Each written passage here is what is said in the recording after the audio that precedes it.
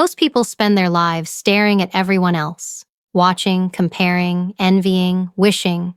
They're so busy looking outward that they forget to look inward. They know who's winning, who's trending, who's shining, but they have no idea who they are anymore. The truth is, you can't build your life by watching someone else live theirs. The moment you stop chasing noise and start listening to your own voice, that's when everything changes. Focus isn't about ignoring the world.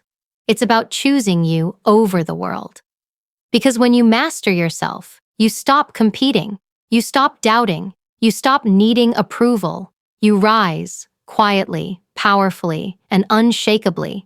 Every day, people wake up and hand their energy away without even realizing it. They open their phones, scroll through other people's lives, and instantly start comparing. They see someone's success, someone's relationship, someone's lifestyle, and suddenly, what they have doesn't feel enough. That's how it starts. That's how you begin to bleed your energy. You trade your focus, your peace, and your potential for illusions that don't even belong to you. When you live your life through the lens of comparison, you start playing a game that can't be won. Because no matter how much you do, there will always be someone ahead, someone louder, someone who seems to have more. But what you don't see is the price they pay, the story behind their smile, or the sacrifices behind their success. You only see the highlight reel. And when you measure yourself against someone else's filtered version of reality, you rob yourself of your own progress. That's how greatness dies, not from failure, but from distraction. Every time you complain about what you don't have, you waste the energy that could have created what you want. Complaining doesn't build, it breaks. It keeps you stuck in a loop of excuses instead of execution. You can either invest your energy in growth or spend it on regret, but you can't do both. The more you talk about what's wrong, the less power you have to make it right. The most disciplined people don't waste breath blaming others. They use that same breath to breathe life into their goals. And then there's validation, the silent killer of potential. The need to be seen, to be approved, to be liked. It's one of the fastest ways to drain your spirit. Because every time you seek validation, you hand someone else the power to define your worth. You start performing instead of living. You become what they want instead of who you are. You stop asking, "What do I want?" and start asking, "What will they think?" And in that moment, you disappear. You lose the raw, authentic, unfiltered version of yourself that the world actually needs. Energy is currency. Every thought, every word, every action, it costs you something. The question is, are you spending it wisely? Imagine what you could build if you stopped giving your power away to comparison, complaining, and validation. Imagine how far you could go if every ounce of that energy was redirected toward your own growth, your own goals, your own peace. That's how empires are built, quietly, consistently, by people who refuse to waste their energy on what doesn't serve them. So stop bleeding energy everywhere. Plug the leaks, protect your focus, reclaim your power, because the truth is, the person who learns to control their attention controls their life. When you stop chasing everything that drains you, you finally have enough left to create the life you deserve. And that's where strength begins. When all your energy belongs to you, you are the project. Everything you want to build, everything you want to become, starts and ends with you. Most people think the real work is out there. The job, the relationship, the career, the recognition. They chase things, believing that once they get them, they'll finally feel complete. But the truth is, no achievement, no person, and no title can fill the space that only self-work can. You can't outsource your growth. You can't delegate your discipline. The project is you, and it's the most important one you'll ever work on. When you start seeing yourself as a project, you begin to move differently. You stop living on autopilot. You start asking harder questions. Who am I becoming? What habits am I building? What am I tolerating that keeps me small? Self-development isn't a luxury, it's a responsibility. Because every time you ignore your potential, you betray it. You betray the version of yourself that's waiting to come alive. And growth doesn't happen in comfort. It happens in consistency. You don't just wake up transformed. You earn transformation by showing up for yourself every single day, even when no one's watching. You can't expect a strong life without a strong foundation. If you want to handle pressure, learn to manage your mind. If you want respect, learn to respect yourself. If you want peace, create it within. The world mirrors who you are, not what you want. That's why some people chase success and never feel satisfied, because they built everything outside of them and nothing inside. But when you start building from within, everything outside begins to align naturally. That's the power of working on yourself first. Think about it.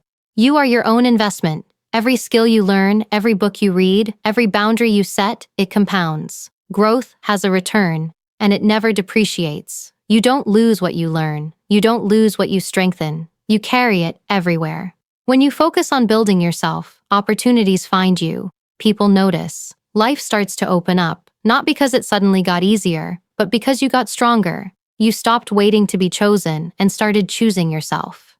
It's not about being perfect, it's about being intentional. It's about asking, what can I improve today? And then doing it. Maybe it's how you react when things go wrong. Maybe it's how you speak to yourself when you fail. Maybe it's how you show up when you don't feel like it. Those moments shape your character far more than any success story ever will. You become your own proof that growth is real. So work on you like your life depends on it.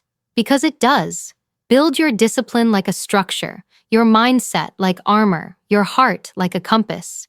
You are your own masterpiece in progress. And when you treat yourself like the project, you stop waiting for life to change and start becoming the reason it does. The world is loud. Everywhere you turn, there's something pulling at your attention. The opinions, the drama, the constant updates, the endless scrolling. It's a storm of noise designed to keep you distracted, to make you forget who you are and what you're building. But here's the truth most people don't see. The noise isn't the enemy, it's the test. It exists to measure how serious you really are. Because if your focus can be broken by noise, then your commitment was never strong enough to begin with. Distractions are not accidents.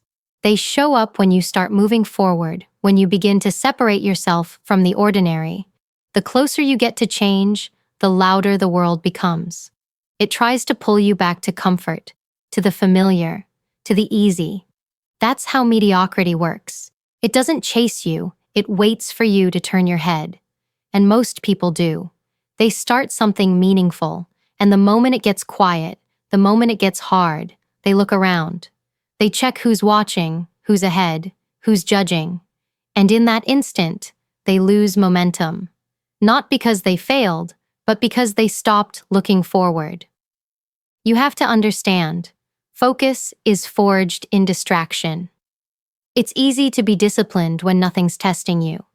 The real test comes when the world gives you every reason to lose sight of your goals, when everyone's moving fast, when everything feels urgent, when your emotions try to convince you to quit.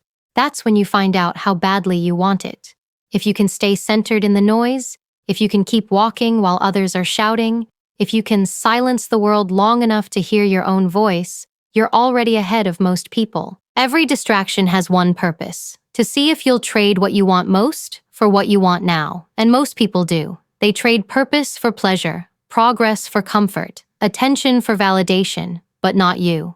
You've got to make a decision that nothing and no one gets to dictate your focus. Because when you stop reacting to the noise, you become dangerous. You become grounded, controlled, unstoppable. You move differently. You stop chasing attention, and attention starts chasing you. There's a power in learning to disconnect, to sit in silence and remind yourself what you're building, why you started, and who you're doing it for. When you can be still in a world that's constantly moving, you start to see things clearly. You realize how much of your peace was being stolen by noise that never mattered. You start protecting your mind like it's sacred, because it is. So the next time the world gets loud, don't fight it. Smile. Let it test you. Let it try to pull you away and stay unmoved, because every time you resist the noise, you prove your strength. Every time you stay focused, you sharpen your edge. The noise is there for one reason: to see if you'll stop. Don't. Keep walking. Keep building. Keep moving forward, quietly, deliberately, relentlessly. Self-mastery isn't about control for the sake of control. It's about respect for your time, your energy, and your potential. When you start disciplining your mind, your emotions, and your focus, you're sending yourself a message. I matter. You stop letting impulses run your life. You stop reacting to everything that happens around you. You start choosing your response, and that choice is power. Most people don't fail because they aren't talented. They fail because they can't manage themselves. They let anger, fear, or doubt drive their decisions, and then wonder why they keep ending up in the same place. Mastery begins the moment you stop being a slave to your emotions. Your emotions are not the enemy, but they can be your downfall if you let them lead. There will be days when you feel angry, jealous, or defeated. That's part of being human. But discipline is the line that separates feeling from action. You can feel the fire without burning everything down. You can feel fear and still move forward. Self-mastery teaches you to acknowledge the emotion, learn from it, but never let it dictate your direction.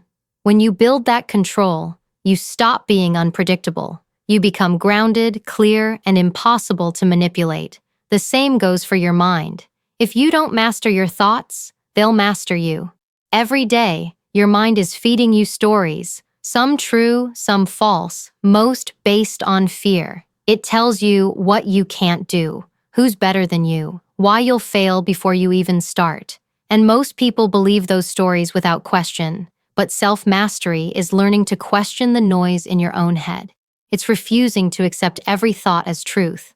It's learning to separate your feelings from facts and your doubts from your destiny. That kind of clarity only comes from training, not once, but daily. Focus is another form of respect. Where you place your attention shows what you value. If you spend your energy on things that drain you, you're telling yourself that your peace doesn't matter. But when you direct your focus toward growth, purpose, and discipline, you're showing self-respect in action. Every time you choose work over distraction, patience over impulse, calm over chaos, you're honoring yourself. You're saying, I am worth the effort. And that small act of self-respect builds confidence stronger than any external validation ever could.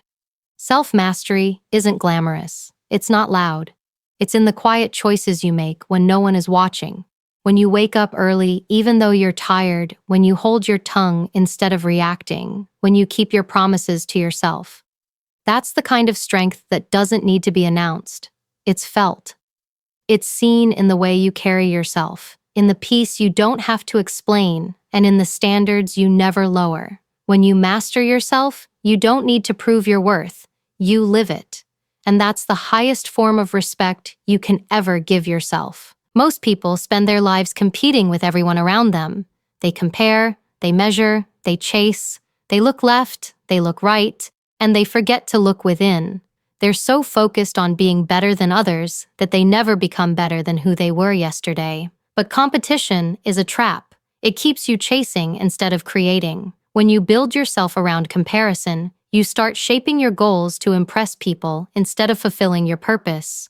You start moving based on reaction, not intention. And soon, your life becomes a constant race with no finish line, because there will always be someone to outdo, someone to prove yourself to, someone to beat. When you stop competing and start elevating, everything changes. You begin to see that success isn't about being ahead of others. It's about being aligned with yourself. You realize that your greatest competition has always been your own potential. The goal isn't to be the best in the room, it's to be so focused on your own growth that you forget the room even exists. Elevation happens when you no longer measure your progress through comparison, but through consistency. You rise higher not by running faster, but by standing firmer in who you are. Competing with others makes you restless. Elevating yourself gives you peace. There's a quiet confidence that comes from knowing you don't need to prove anything. You don't chase, you attract. You don't argue, you demonstrate. You don't talk about your worth, you show it through your work. That kind of strength can't be faked. It's built through discipline, patience, and relentless focus on your craft. When you pour your energy into becoming excellent, you stop worrying about recognition. Excellence doesn't need to announce itself. It demands attention on its own. People who compete are constantly looking for validation. They want to be seen winning. But people who elevate, they're too busy building to notice who's watching. They understand that growth is personal, not public. That's why they move differently. They don't panic when others succeed.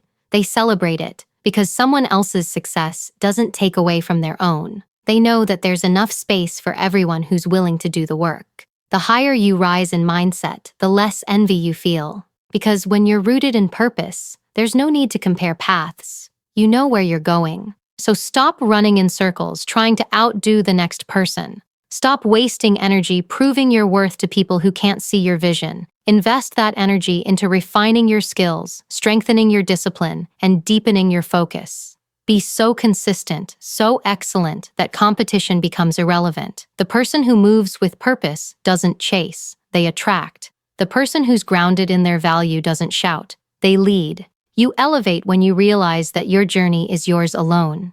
And when you start walking it with quiet confidence, everything that's meant for you will find its way. Most people run from silence. They fill every quiet moment with noise because being alone forces them to face what they've been avoiding. They scroll, they talk, they distract themselves, anything to escape their own thoughts. But isolation isn't punishment. It's preparation.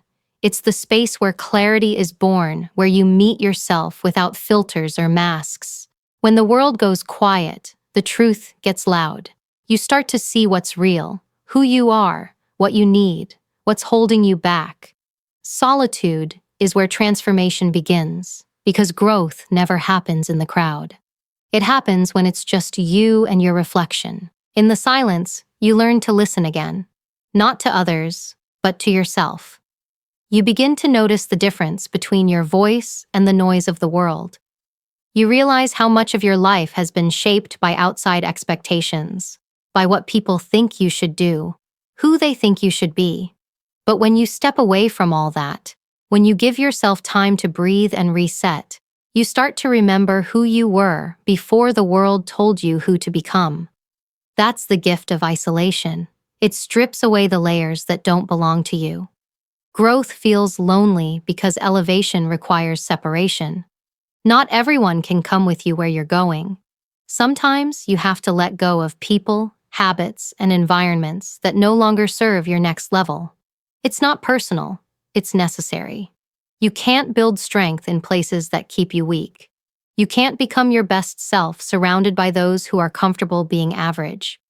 Isolation teaches you to stand on your own, to find power within instead of depending on others to give it to you. You learn that solitude doesn't mean being alone. It means being connected to yourself. When you stop fearing isolation, it becomes your greatest weapon. You realize you don't need constant validation, company, or distraction to feel complete. You can sit with your thoughts and not crumble. You can be in silence and still feel full. That kind of self-connection builds unshakable confidence. Because when you've been alone and found peace there, no one can take it from you. You stop chasing people to fill your silence and start protecting it, because that's where your strength lives. The world teaches you to always be seen, to always be available, to always be connected. But the truth is, constant connection can make you forget who you are.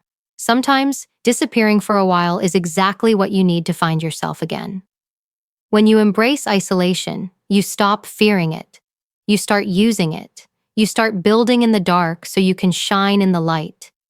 You understand that the strongest people are not the loudest. They are the ones who learn to grow in silence, who use solitude not as a cage, but as a classroom. And when you return from that kind of stillness, you don't come back the same. You come back sharper, calmer, and unstoppable. Most people don't realize how much space they give away inside their own minds. They wake up already thinking about people who hurt them, situations they can't change, words that were never worth remembering. They replay arguments, they rehearse pain, they carry resentment like a badge. And the worst part? The people they're thinking about aren't even thinking about them. They've moved on while you're still hosting them rent-free inside your head. That's how peace gets stolen, not because life is cruel, but because you haven't learned to guard your mental space. Your mind is your home. It's where your energy lives, where your focus is born, where your future is built. But when you let toxic thoughts and negative people occupy that space, they start to rearrange everything. They make you doubt yourself. They make you question your worth.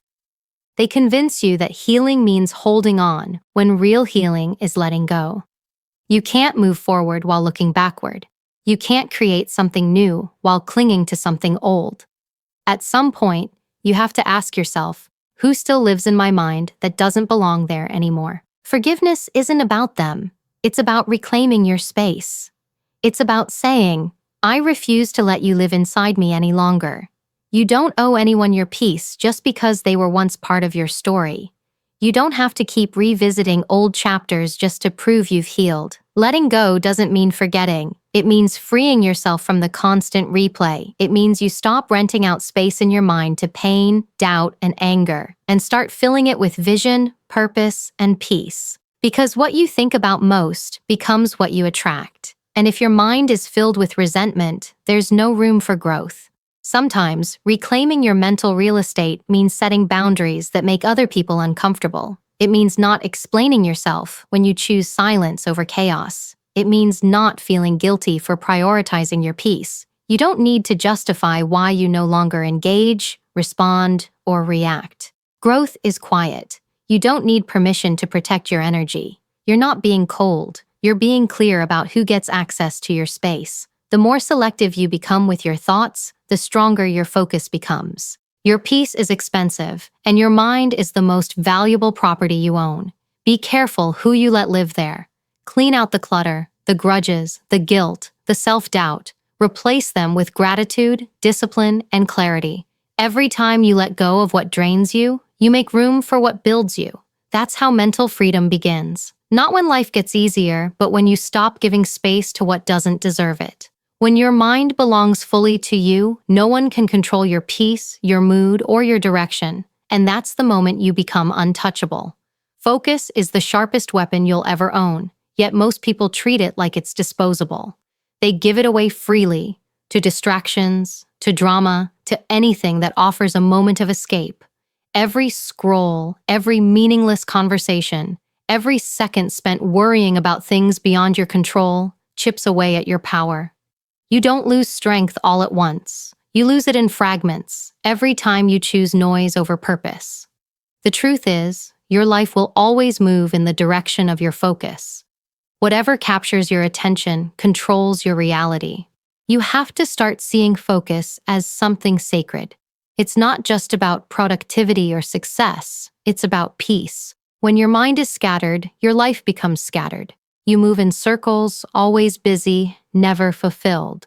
But when your focus is aligned, everything starts to connect. You make better decisions. You act with clarity. You stop reacting and start creating. Focus builds momentum, and momentum builds results. That's why people who protect their attention seem unstoppable. Because they are. They've learned that the power to create anything extraordinary begins with the discipline to eliminate what doesn't matter. There will always be distractions dressed as opportunities. People will demand your time. Situations will try to pull you off track. But every yes to something unimportant is a no to what truly matters. You can't focus on everything and expect to master anything. Protecting your focus means learning the art of saying no without apology. It means being comfortable with disappointing others if it means staying true to your direction. It's understanding that not everything deserves your energy, not everyone deserves your response, and not every thought deserves your attention. The hardest part of focus isn't starting, it's staying. You'll be tested constantly, by boredom, by frustration, by the temptation to do something easier. But mastery isn't built in moments of excitement, it's built in moments of discipline. The ability to stay locked in when no one's watching, when nothing feels thrilling, when progress is invisible. That's real strength, because every time you stay focused when you could have drifted, you sharpen your edge, you train your mind to resist distraction and operate with precision. Guard your focus like your life depends on it, because it does. The quality of your focus determines the quality of your life. What you give your attention to will either build you or break you. Be intentional about what fills your mind, because what you focus on expands.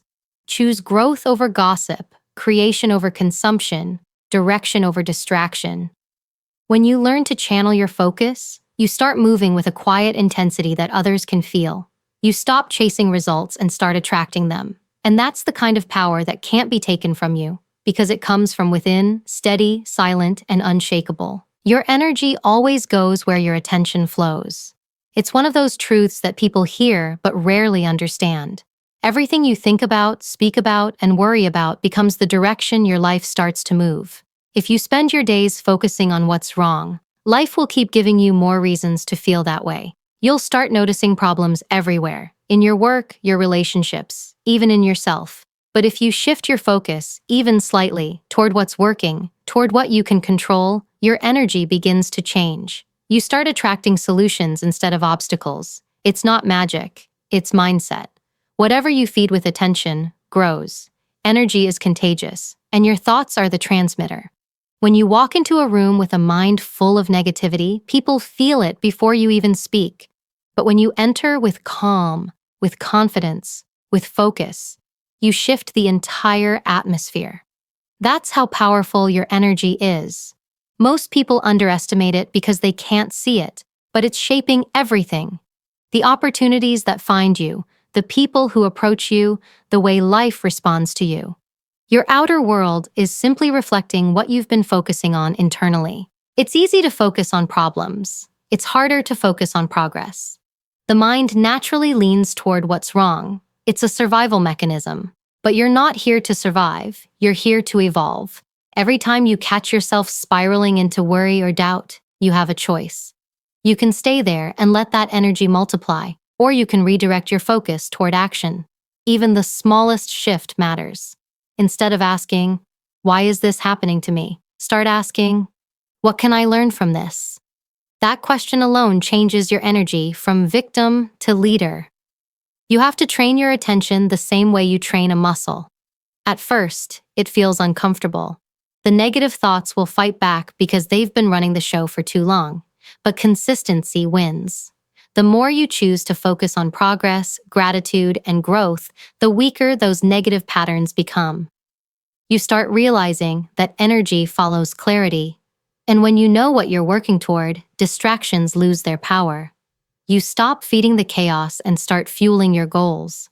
People often think energy is about movement, about doing more, but it's really about direction. You can be busy all day and still go nowhere if your attention is scattered. But 1 hour of focused, positive energy can accomplish more than a week of distracted effort. That's the difference between existing and progressing. When your focus is clear, your energy becomes unstoppable. You attract better because you think better. You move smarter because you see clearer. Life begins to respond to you differently, not because it changed, but because you did. And once you learn to control where your attention goes, you'll never again waste your energy on things that don't deserve it. There comes a point in life when you realize that not everyone deserves access to you, not every conversation deserves a response, and not every battle deserves your energy. The more you grow, the more you understand that being available to everything is the fastest way to drain your power. You can't move forward while constantly being pulled in every direction. You can't become your strongest self while entertaining distractions that keep you small. The truth is, you become unstoppable when you become unavailable. Unavailable for drama, negativity, and doubt. People will call it selfish. They'll say you've changed. And they'll be right. You're not who you used to be because the old version of you was too accessible. You gave away your time to people who didn't value it, your energy to problems that weren't yours, and your peace to situations that didn't deserve it. Growth demands boundaries. It requires you to draw a line between what serves your purpose and what steals your focus. The moment you stop explaining yourself for protecting your energy is the moment you step into your power. When you become unavailable for drama, you stop reacting to chaos. You stop letting other people's storms pull you under. You learn to stay calm in your own lane, even when the world around you is loud. Peace becomes your new standard, and anything that threatens it is no longer welcome. You don't fight every argument or chase every misunderstanding. You learn that silence can be louder than words. You stop trying to prove your intentions to people committed to misunderstanding you, because you finally understand peace is not found in control, it's found in letting go.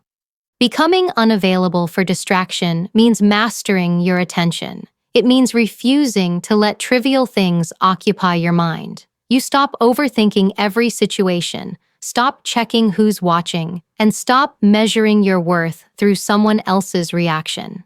You focus on your path, your progress, your purpose. Distraction loses its power when you no longer feed it. You stop scrolling through other people's lives and start building your own. You start showing up for yourself instead of trying to impress anyone else. That kind of focus makes you magnetic. It draws success because your energy is no longer scattered. It's aligned. And when you become unavailable for doubt, everything shifts. You stop negotiating with fear. You stop second-guessing your potential. You stop waiting for perfect conditions and start moving even when it's uncomfortable. Doubt might whisper, but you no longer listen. You trust the work you've done, the lessons you've learned, and the person you're becoming. You learn to validate yourself instead of seeking permission to grow. That's when you truly become unstoppable. Not because life gets easier, but because you no longer waste energy on what doesn't matter. You walk with clarity. You move with peace. You choose yourself unapologetically. And that decision changes everything.